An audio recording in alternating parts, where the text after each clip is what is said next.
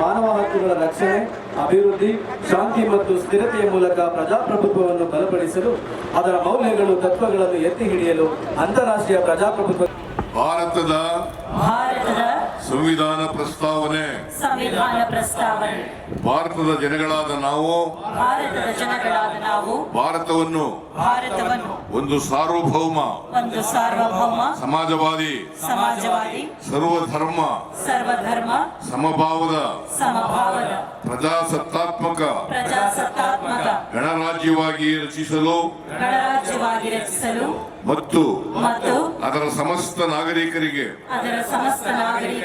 ಸಾಮಾಜಿಕ ಆರ್ಥಿಕ ಮತ್ತು ರಾಜಕೀಯ ನ್ಯಾಯ ವಿಚಾರ ಅಭಿವ್ಯಕ್ತಿ ವಿಶ್ವಾಸ ಧರ್ಮಶ್ರದ್ಧೆ ಮತ್ತು ಉಪಾಸನಾ ಸ್ವಾತಂತ್ರ್ಯ ಸ್ಥಾನಮಾನ ಹಾಗೂ ಅವಕಾಶ ಸಮಾನತೆ ದೊರೆಯುವಂತೆ ಮಾಡಲು ಮತ್ತು ವ್ಯಕ್ತಿ ಗೌರವವನ್ನು ರಾಷ್ಟ್ರದ ಏಕತೆಯನ್ನು ಸಾಮರಸ್ಯ ಮೂಡಿಸುವಂಥ ಕಾರ್ಯಕ್ರಮ ವಿಶ್ವಸಂಸ್ಥೆಯಲ್ಲಿ ಅಂಗೀಕರಿಸಿದಂಥ ದಿನ ಇದು ಸೆಪ್ಟೆಂಬರ್ 15 ಪ್ರಪಂಚಾದ್ಯಂತ ಎಲ್ಲ ಕಡೆ ಮಾನವ ಸರಪಳಿ ಮಾಡೋದ್ರ ಮೂಲಕ ಈ ದೇಶದ ಪ್ರಪಂಚದ ಎಲ್ಲರೂ ಸಮಾನರು, ಎಲ್ಲರಿಗೂ ಪ್ರಜಾಪ್ರಭುತ್ವದಲ್ಲಿ ಅಧಿಕಾರ ಸಿಗಲಿ, ಸಮಾನ ಸಿಗಲಿ, ಯಾರಿಗೂ ಕೂಡ ಮೇಲಲ್ಲ ಕೀಳಲ್ಲ ಅನ್ನೊಂದು ಸಮಾನತೆ ತೋರಿಸಿದೆ ಈ ಅಂತಾರಾಷ್ಟ್ರೀಯ ಪ್ರಜಾಪ್ರಭುತ್ವ ದಿನ.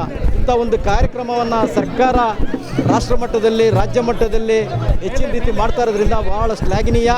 ಇಂಥ ಕಾರ್ಯಕ್ರಮಗಳ ಜೊತೆಗೆ ಜನಗಳು ಹೆಚ್ಚು ರೀತಿ ಪಾರ್ಟಿಸಿಪೇಟ್ ಮಾಡಿ ಈ ಸರ್ಕಾರನ ಜೊತೆಗೆ ಭಾಗಿಯಾಗಬೇಕಂತ ಸಂದರ್ಭದಲ್ಲಿ ನಾನು ಕೂಡ ವಿನಂತಿ ಮಾಡ್ತೀನಿ. ಇದು ಕೇವಲ ಒಂದು ಪಕ್ಷ ಅಲ್ಲ, ಇದು ದೇಶದ ಎಲ್ಲ ನಾಗರಿಕರ ಪ್ರತಿಯೊಬ್ಬರ ಕರ್ತವ್ಯ ಕೂಡ. ಮಾನವ ಸರಪಳಿ ಮಾಡೋದ್ರ ಮೂಲಕ ಇವತ್ತು ದೇಶದಲ್ಲಿ ಒಂದು ಒಳ್ಳೆಯ ಸಂದೇಶ ನೀಡ್ತಾ ಇದೆ. ಈಗಾಗಲೇ ನಿಮಗೆಲ್ಲ ಗೊತ್ತಿರಬೇಕು, ದೇಶದಲ್ಲಿ ಎಲ್ಲ ರೀತಿಯ ಜಾತಿ ವ್ಯವಸ್ಥೆ ತಾಂಡ ಆಡ್ತಾ ಇದೆ. ಮುಸ್ಲಿಮ್ರು ಕಂಡ್ರೆ ಹಿಂದೂಗಳಿಗಾಗಲ್ಲ, ಹಿಂದೂ ಕಂಡ್ರೆ ಕ್ರಿಶ್ಚಿಯನ್ಗಾಗಲ್ಲ, SC ST ಕಂಡ್ರೆ ಬೇರೆ ಜಾತಿಗಳಿಗೆ, ಗೌಡರು ಕುರುಬಂತ ಈ ರೀತಿ ಆಗೋ ಸಂದರ್ಭಗಳಲ್ಲಿ ನಾವೆಲ್ಲರೂ ಒಂದೇ, ನಾವೆಲ್ಲರೂ ವಿಶ್ವಕ್ಕೆ ಒಂದೇ, ಮನುಷ್ಯ ಜಾತಿ ಒಂದೇ ಅನ್ನೋದನ್ನು ತೋರಿಸೋದಕ್ಕೆ ಇದೊಂದು ಒಳ್ಳೆ ಅವಕಾಶ. ಇಂಥ ಒಂದು ಅವಕಾಶ ಕರ್ನಾಟಕ ಸರ್ಕಾರ ಏರ್ಪಡಿಸಿರೋದಕ್ಕೆ ಅವರಿಗೆ, ಮಾನ್ಯ ಮುಖ್ಯಮಂತ್ರಿಗೆ ಮತ್ತು ಸಮಾಜ ಕಲ್ಯಾಣ ಇಲಾಖೆಯವರಿಗೆ ಮತ್ತು ಎಲ್ಲ ಅಧಿಕಾರ ವರ್ಗದವರಿಗೆ ನಾನು ಈ ಸಂದರ್ಭದಲ್ಲಿ ಅಭಿನಂದನೆಗಳು ತಿಳಿಸ್ತಾ ಇದ್ದೇನೆ. ಧನ್ಯವಾದಗಳು.